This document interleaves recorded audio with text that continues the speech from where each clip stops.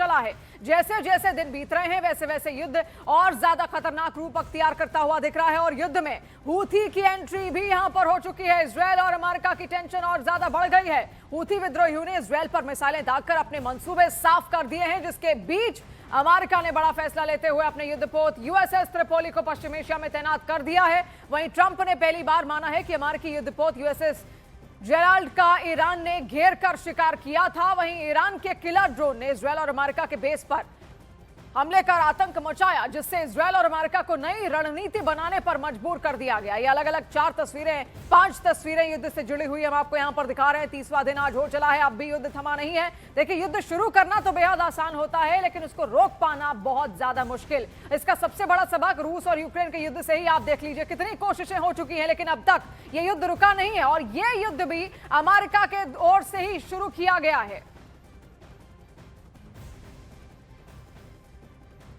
और देखिए, हजारों अमेरिकी मरीन सैनिक पश्चिम एशिया इस वक्त पहुंच चुके हैं। पश्चिम एशिया पर अमेरिकी हमले को लेकर एक बड़ी खबर भी इस वक्त आ रही है। ईरान पर अमेरिका की हमले और ज्यादा तेज करने की तैयारी यहां पर शुरू हो चुकी है। पश्चिम एशिया पर यूएसएस त्रिपोली को तैनात कर दिया गया है। 3500 सैनिक इस वक्त स्टैंड बाय में लगातार पश्चिम एशिया में बने हुए हैं, जो कि अमेरिकी सैनिक हैं। और ऐसे में अब लगातार ईरान चेतावनी दे रहा था कि आप आइए, हमारे खार्ग आइलैंड पर हमला कीजिए, हम आपका इंतजार कर रहे हैं और हमारे ईरानी सैनिक आपके खून के प्यासे हैं, यह कहा गया था ईरान की ओर से। और उसी का एक तरीके से आप ये जवाब मान सकते हैं जो अमेरिका यहां पर देना चाह रहा है। अब अमेरिका ग्राउंड पर उतरकर अपने सैनिकों के साथ यहां पर इस ऑपरेशन को अंजाम देना चाहता है। और देखिए, पश्चिम एशिया में जमीनी जंग की तैयारी इस वक्त लगातार हो रही है। बड़ी खबर इस वक्त युद्ध क्षेत्र से जो सामने आ रही है, वहां पर 3500 अमेरिकी सैनिकों की बाकायदा तैनाती यहां पर की जा चुकी है और कई हफ्तों तक चलने वाले ग्राउंड ऑपरेशन की यह तैयारी है। ईरान को ट्रंप की चेतावनी के बाद यूएस आर्मी की पूरी तैयारी यहां पर आप देखिए। अब लगातार क्या जमीन पर वाकई उतरेगी अमेरिकी सेना, क्योंकि अभी तो देखिए यूएसएस त्रिपोली में ही उसकी तैनाती है। उसके बाद यूएसएस त्रिपोली को तैनाती देखिए कई सारे ऐसे ही अड्डों पर किया जाता है जो कि समुद्री छोर से जुड़े होते हैं और ऐसे में खार्ग आइलैंड पर जा सकते हैं। इसके अलावा स्ट्रेट ऑफ हॉर्मुज से सटे हुए जो ईरान के कई सारे क्षेत्र हैं, वहां पर यूएसएस त्रिपोली से जवान उतर सकते हैं। तो सवाल यही है, उतरने के बाद ये युद्ध और कितना खतरनाक होगा। और इस बीच अमेरिका के उपराष्ट्रपति जेडी वैंस का एक बयान भी सामने आया। वैंस का कहना है कि ईरान में युद्ध के सभी लक्ष्य हासिल कर लिए गए हैं। वैंस के मुताबिक कुछ देर और युद्ध जारी रखना जरूरी है। वैंस के मुताबिक ईरान 2 साल तक सिर ना उठा सके, इसके लिए जंग जारी रखना जरूरी है। तो जेडी वैंस का बयान है, जो कि अमेरिका के उपराष्ट्रपति यहां पर हैं, लेकिन बयानों में आपको काफी ज्यादा बदलती हुई यहां पर तमाम सारी बातें लगातार नजर आएंगी। Accomplished the gross majority of our military objectives. I think you can make a good argument we've accomplished all of our military objectives. The president's going to keep at it for a little while longer to ensure that once we leave, we don't have to do this again for a very, very long time. That was fundamentally the president's goal. He said, look, this country, they're threatening us in all these ways. They're still trying to build a nuclear weapon. We need to neuter them for a very, very long time. तो America के जितने भी उच्च अधिकारी हैं, नेता हैं, उनके बयान आप धीरे धीरे आप बदलते हुए यहां पर देख रहे हैं। लेकिन इस बीच एक और दावा जो निकलकर सामने आ रहा है वो है यूएसएस त्रिपोली को लेकर, जिसकी तैनाती अमेरिका कर चुका है। जंग की दशा और दिशा इससे बदल सकती है, क्योंकि ये सिर्फ एक युद्धपोत नहीं बल्कि एक चलता फिरता आर्मी बेस है। अब इसके बारे में आप जानिए कि ये कितना खतरनाक हो सकता है। देखिए, ईरान के तल्ख तेवरों और ऑयल सप्लाई पर उसके पड़ते असर के बाद यूएसएस त्रिपोली को पश्चिम एशिया में तैनात किया गया है। यूएसएस त्रिपोली के साथ करीब 3500 यानी कि 3500 मरीन कमांडो मौजूद हैं, जो किसी भी तरह के ऑपरेशन को आसानी से अंजाम दे सकते हैं।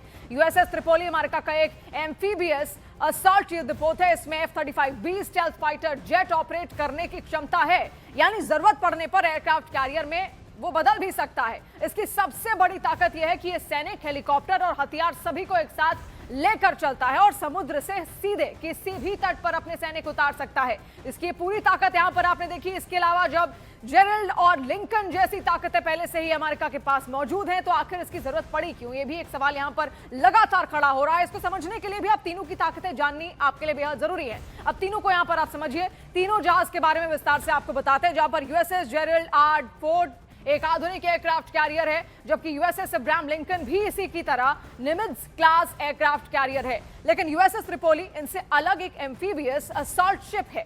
यूएसएस जेराल्ड R4 समंदर से दुश्मन पर बड़े हवाई हमले कर सकता है और लिंकन भी फाइटर जेट ऑपरेशन को अंजाम दे सकता है, जबकि यूएसएस त्रिपोली मरीन सैनिक ऑपरेशन में मददगार है। USS Gerald R Ford air power projection और लिंकन युद्ध अभियानों में एयर सपोर्ट देता है, जबकि इनसे अलग त्रिपोली समुद्र से सैनिकों को किसी भी तट पर उतारकर ऑपरेशन को अंजाम दे सकता है। और यह इसकी सबसे बड़ी खासियत भी है। यूएसएस जेरल्ड आर फोर्ड खुले समुद्र में कहीं से भी एयर स्ट्राइक कर सकता है। यूएसएस अब्राहम लिंकन दुश्मन को समुद्र से एयर कंट्रोल कर सकता है, लेकिन त्रिपोली किसी भी तट के नजदीक ऑपरेशन को अंजाम दे सकता है।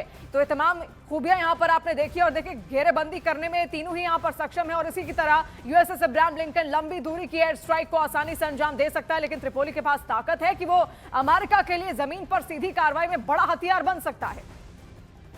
और देखिए इराक पर अमेरिका का घातक हमला भी देखने को मिला, जहां पर मोसुल के अल रशीदिया इलाके में हमला कर अमेरिका ने मोसुल पर मिसाइल दागी है। मोसुल इलाका इराक का और वहां पर अमेरिका का एक घातक हमला देखने को मिला है। मोसुल के अल रशीदिया इलाके में हमला यहां पर हुआ है और ऐसा हो सकता है कि जो छोटे मिलिशिया ग्रुप हैं जो लगातार ईरान को समर्थन दे रहे हैं और वहां पर अमेरिकी मिलिट्री बेसिस को नुकसान पहुंचा रहे हैं, उनके अड्डों पर ये टारगेट यहां पर किया हुआ। हालांकि खुलकर कोई डिटेल्स इसको लेकर सामने नहीं आई है, क्योंकि इराक भी अमेरिका का समर्थक रहा है, क्योंकि कई सारे इराक में अमेरिकी एयर बेसिस मौजूद हैं जिनको टारगेट ईरान ने भी किया। इसके अलावा ईरान के समर्थन वाले कई सारे जो गुट हैं वो इराक में भी मौजूद है, छोटे छोटे मिलिशिया ग्रुप जिनको फंडिंग ईरान लगातार करता आ रहा है और उनको यहां पर उकसाया गया है ईरान की ओर से। और उसके बाद कई हमले हमने देखे भी किस तरीके से वहां के छोटे छोटे इलाकों में किए गए हैं उन मिलिशिया ग्रुप्स की ओर से, और उन्हीं पर यह हमला अमेरिका का। और देखिए रूस ने ईरान के ड्रोन को और अत्याधुनिक घातक बनाया। रूस ने ईरान को सौंपे एआई और एंटी जैमिंग तकनीक से लैस कई सारे ड्रोन, जहां पर महायुद्ध के बीच रूस और ईरान के बीच ड्रोन गठजोड़ देखने को मिला। अब और सटीक हमले लगातार ईरान इनके जरिए यहां पर कर सकता है। देखिए अपने ड्रोन्स के लिए पहले ही वो जाना जाता है। छोटे छोटे कई सारे ऐसे घातक ड्रोन ईरान ने तैयार किए हुए हैं जो आसानी से हमला कर सकते हैं, एक बार में कई दफा हमला कर सकते हैं, और अगर उनकी ओर से हमला किया गया तो उनको इंटरसेप्ट करना भी उतना ही ज्यादा मुश्किल है। और देखिए ईरान के खिलाफ ईरान और इजरायल के बीच 30 दिन से लगातार जंग यहां पर चल रही है, लेकिन आगे क्या होने वाला है? क्या हवाई हमलों के बाद अब लड़ाई मैदान में होने वाली है? क्योंकि ईरान ने इसके लिए तैयारी पूरी कर ली है। अगर जमीन पर जंग हुई तो क्या होगा, इस रिपोर्ट में आपको दिखाते हैं।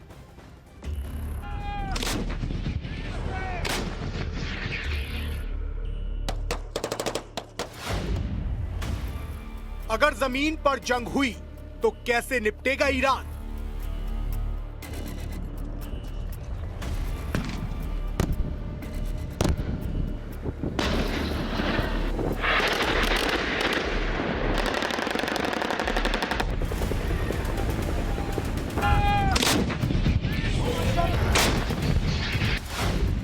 अगर ईरान, अमेरिका और इजराइल के बीच लड़ाई जमीन पर पहुंचती है तो तस्वीर हवा से बिल्कुल अलग हो सकती है।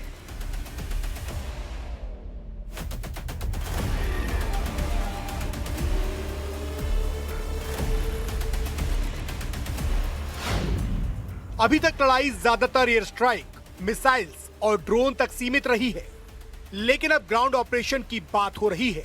सवाल यह है कि अगर जमीन पर आमना सामना हुआ तो ईरान की स्ट्रेटजी क्या होगी?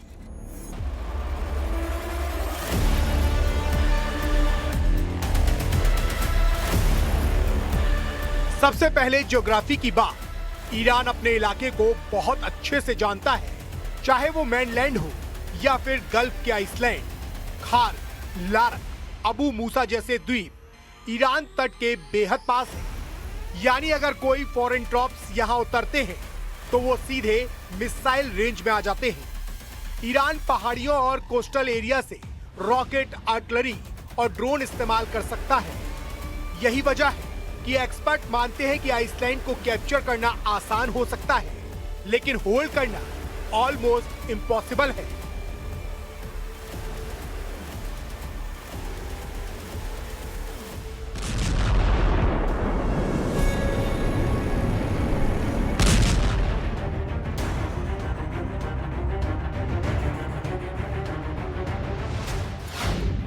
दूसरी बड़ी बात है प्रिपरेशन।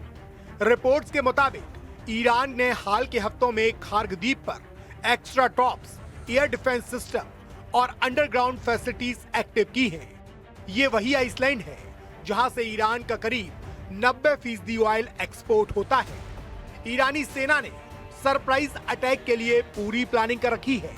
मतलब साफ है, अगर कोई उतरेगा तो वेलकम नहीं, प्रतिरोध होगा।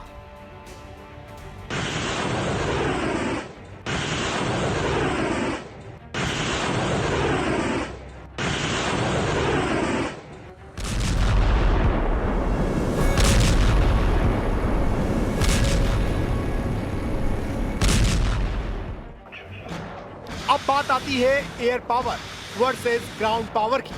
सच ये है कि अमेरिका की एयर सुपीरियरिटी काफी स्ट्रॉन्ग मानी जाती है, लेकिन इतिहास बताता है कि सिर्फ हवा के दम पर युद्ध नहीं जीता जाता। जमीन पर लड़ाई कंप्लीटली डिफेंस गेम है। ईरान ने 1980 के दशक में इराक के साथ लंबी ग्राउंड वॉर लड़ी है। उसी एक्सपीरियंस के साथ साथ ईरान ने अच्छी खासी तैयारी कर रखी है।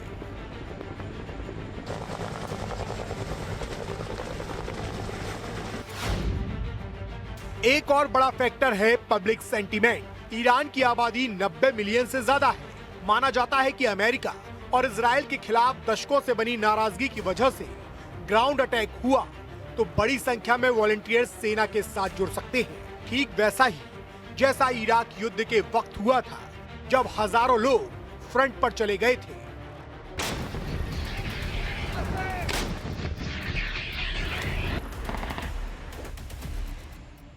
एक्सपर्ट बताते हैं कि अगर ग्राउंड ऑपरेशन हुआ तो युद्ध लंबा ही नहीं बल्कि बहुत ज्यादा महंगा पड़ेगा, क्योंकि यूएस बेस पहले ही मिसाइल अटैक और ड्रोन अटैक झेल चुके हैं। बड़े वॉरशिप को भी पर्शियन गल्फ से पीछे हटना पड़ा। ऐसे में सोचिए, जब सैनिक जमीन पर होंगे तो उन पर ड्रोन अटैक करना और इंडिविजुअल निशाना बनाना कितना आसान होगा। मतलब साफ है, ईरान के खिलाफ ग्राउंड वॉर कोई शॉर्ट ऑपरेशन नहीं, बल्कि एक्सपर्ट मानते हैं इससे कैजुअलिटीज बढ़ेगी, एनर्जी प्राइस ऊपर जाएगी और ग्लोबल इकोनॉमी पर इसका दबाव आएगा। यही वजह है कि डिफेंस एक्सपर्ट मानते हैं कि ग्राउंड अटैक से सॉल्यूशन नहीं बल्कि प्रॉब्लम और ज्यादा डीप होगी। अब देखने वाली बात यह है कि आने वाले दिनों में फैसला डिप्लोमेसी से होगा या फिर बैटलफील्ड से।